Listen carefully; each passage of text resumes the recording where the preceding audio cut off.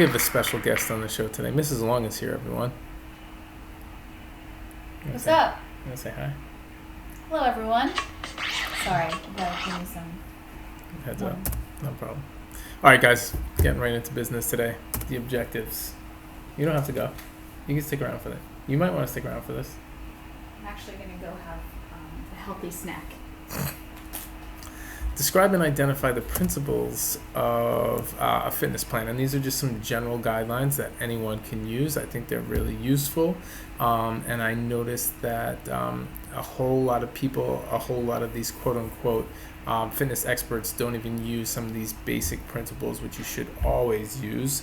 A lot of these YouTubers and stuff out there don't use these basic things that you should definitely use. So we're going to check out specificity, overload, progression, rest and recovery, and the use or lose principles and how they apply to a fitness plan. All right, so starting with the first one, it's specificity. All right, so this says that your body will get better at the type of exercise you choose to do and the type of exercise that you do. The physiological adaptations you experience as a result of regular exercise depend on the exact type of exercise you perform. So here's an example. You should really tailor your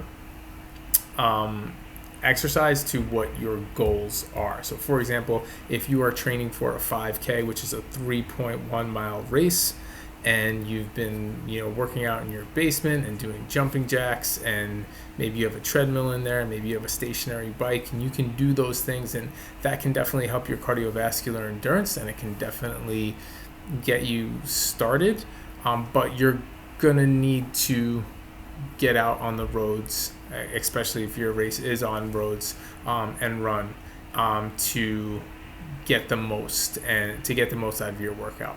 Okay.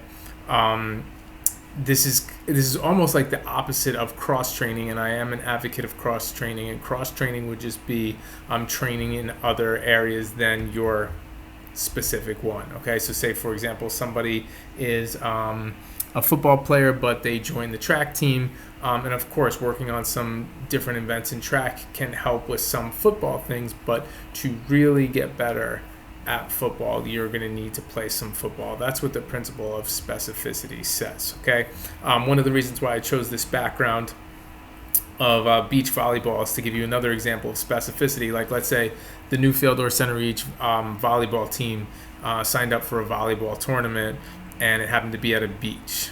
Well, that's going to bring up a whole lot of issues, right? All the details that makes beach volleyball different from playing volleyball in a gym. Right, so dealing with the sand, the sun, the wind, those are some things that you would have to adapt to. And if I was a volleyball coach signing my team up for a beach volleyball tournament, I'd probably want to get out on the beach and play some volleyball. So that's specificity. There's a million different ways you can describe this. So I can do this forever. The last one I'll give you is I grew up playing a lot of roller hockey, and it wasn't until I was in about 10th grade or so where I got into ice hockey, and there was definitely an adjustment period because it's different, right? The weight of the puck, the ice stopping, there's a lot of differences between roller hockey and ice hockey. So in order to get better at ice hockey, you have to play some ice hockey, and that's specificity for you. Okay, so overload kind of sounds like a bad thing, but it just states that a person must work or load the body in a higher manner than normal in order to improve fitness. Okay, and there's about 4 different ways you can overload the body. You don't have to do all of them at once. You can pick and choose from these, but ironically, they spell out fit, or FITT. You have 4 choices here. Frequency, how often do you work out, right? So you can go, even if you don't do something, you can increase the frequency of something from doing it 0 times per week or month, sometimes even day if you're dealing with really elite athletes. But you can change the frequency of how often you work out, right? Intensity, you can change the intensity. You can change the time, how long you work out for, and you can even change the type of exercise that you choose to do. So let me just give you an example. If somebody ran on a treadmill for 3 times a week, and that was their routine. And they got into a routine of doing that over and over. What they're going to see, especially in the beginning, they're going to see some improvement, and eventually their fitness level is going to plateau. So in order to improve fitness, and again, if you want to just maintain fitness, then you can keep doing what you're doing. But if you want to improve fitness, and I think most people around your age, teenagers, should be definitely trying to improve their fitness. Okay. Frequency, 3 times a week. Let's say the intensity that this person runs is 5 miles per hour, no incline. They do a 20-minute run, and it's on the treadmill. Okay. And they do the same workout over and over and over again. They'll hit that plateau. And if they want to increase their fitness levels, they're going to have to increase something. So if you want, you can pause this and think. I'm going to put up the answers on the right side of the screen in a second. But what are some things they can do to demonstrate overload? Okay. Here are my examples in frequency, intensity, time, and type. So instead of going 3 times a week, they could bump that up to 4 times a week. Now, there's only so many days in the week where you can do it, and maybe you don't have that much time. So it's kind of unrealistic to get up there to like 6-7 days a week, right? But I thought that was kind of realistic, 4 times a week. Intensity, notice I'm just bumping it up a little tiny bit with the miles per hour, the speed, and the incline. And I'll show you why in just a second. It has to do with our next principle. The time, maybe you can increase the time of your run from 20 to 22 minutes, and maybe you can even change the type of exercise that you're doing, and instead of running on a treadmill, do an outdoor run, especially if you are training for an outdoor run, to make it more specific and hitting that principle of specificity. All right. So the next principle is known as progression. All right. So many times people bite off more bite off more than they can chew. There you go.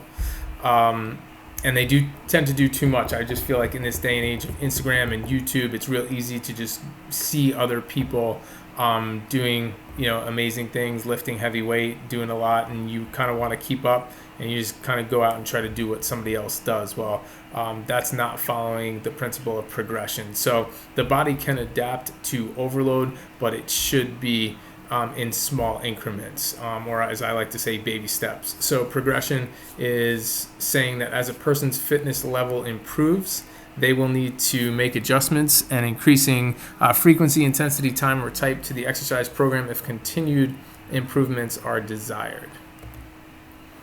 All right.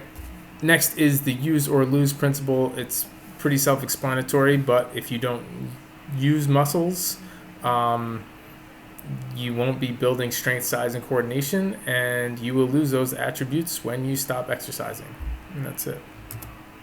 The rest and recovery principle is something that a lot of people don't quite pay attention to. But yeah, you need to rest and give your body time to recover. And again, different people of different fitness levels can have different needs for rest and recovery, but everyone does need some rest and recovery and time to let the body heal. So it says, while you can often do cardio every day, although you may want to rest after very intense workouts, you should have at least a day of rest between strength training workouts. Make sure you don't work the same muscles 2 days in a row to give your body the time it needs to rest and recover. And that's a good idea. All right. So you guys are going to head over to Google Classroom, take the quiz on these principles of a fitness plan. I know that was a lot of information in a short period of time. Definitely feel free to go back and watch this again, but be ready for these terms to show up on your quiz.